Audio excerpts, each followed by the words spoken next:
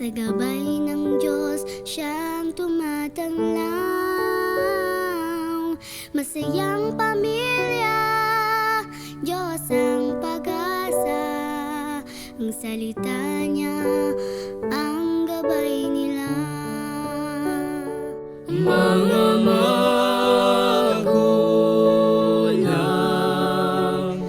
huwag ninyong kaligtaan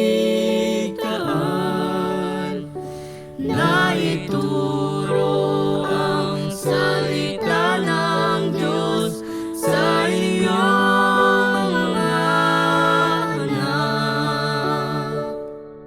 Mga magulang sa bawat tahanan, ikaw ang una't siyang sinusundan. Buhay mo'y usin, anak ay turuan, upang mawawaglit sa kaligtasan. Mga magulang, huwag ninyong kaligtaan na ituro ang salita ng Diyos sa inyong mga anak. Kung nais mo'y mapayapa at ligaya sa buhay, ikaw ay maglingkod sa Diyos na buhay.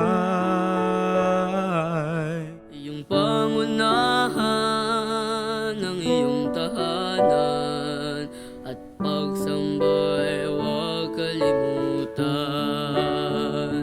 Mga magulang, huwag ninyong kaligtaan na ituro ang salita ng Diyos sa inyong mga anak. Mga magulang, huwag ninyong kaligtaan na ituro ang salita ng